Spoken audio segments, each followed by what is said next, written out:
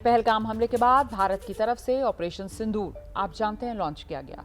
इसमें भारत ने पीओके में पाकिस्तान में आतंक के 9 बड़े अड्डों को तबाह किया।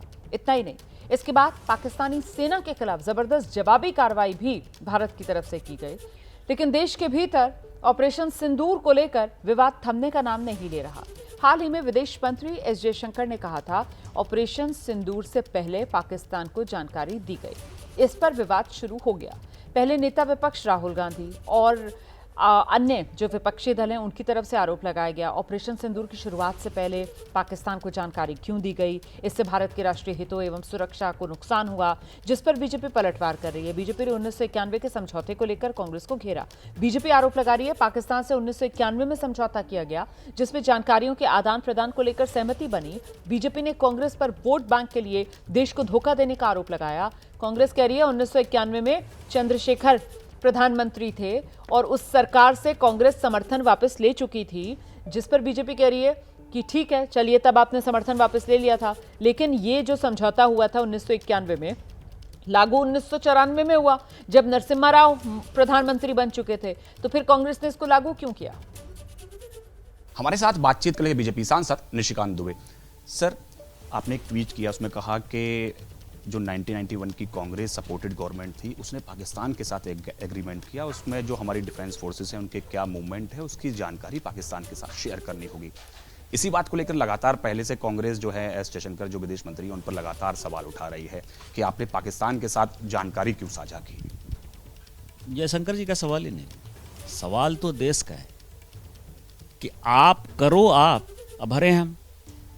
आज जो कुछ भी हुआ है, यदि कश्मीर का कुछ हिस्सा पाकिस्तान ने जबरदस्ती अपने कब्जे में कर रखा है और यूएन में आप चले गए रिजोल्यूशन लेकर, कौन गया?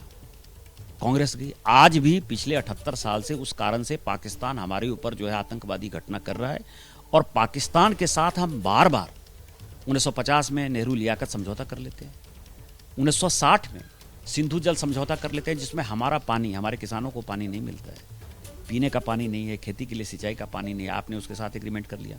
75 में बांग्लादेश बनने के बाद जो 93,000 सैनिक उनके हमने पकड़े थे, बिना आपने पाकिस्तान ऑक्यूपाइड कश्मीर जो हमारा कश्मीर उन्होंने ले लिया है 1947-48 से उनके पास है, बिना उसको वापस लिए हुए आप शिमला समझौता कर लेते हो, इसके बाद ट्रेस्ट समझौता कर लेते हो।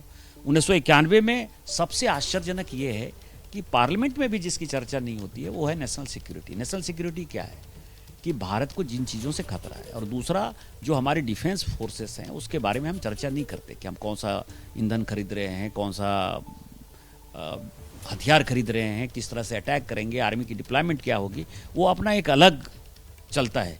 आप ये समझिए कि पार्लियामेंट में एक सांसद होने के नाते नहीं चर्चा कर सकते, लेकिन 1991 में आपने ये एग्रीमेंट साइन कर लिया, 94 में इसको इम्प्लीमेंट कर लिया कि हमारी डिप्लॉयमेंट कैसे होगी, हम आगे के फोर्सेस कैसे डेवलप होंगे, आपके ऊपर हम अटैक करेंगे कि नहीं करेंगे। इस तरह की जब आप एग्रीमेंट साइन कर लेते हो तो आपके ऊपर देशद्रोह नहीं होना चाहिए। आपने एक घटिया काम नहीं किया, आपने वोट बैंक की पॉलिटिक्स के लिए, पाकिस्तानी वोट बैंक के लिए, बांग्लादेशी वोट बैंक के लिए जो है इस देश को जो है गिरवी नहीं रख दिया। तो मेरा मानना यह है कि ये समय आ गया है कि भारत सरकार को इसके ऊपर कार्रवाई करनी चाहिए, और जिन लोगों ने भी एग्रीमेंट साइन किया और खासकर कांग्रेस पार्टी, उसकी जो है सदस्यता रहनी चाहिए कि नहीं रहनी चाहिए, नेशनल पार्टी का दर्जा उसको होना चाहिए। इसके बारे में भी आगे फ्यूचर में जो है भारतीय जनता पार्टी को तय करना चाहिए।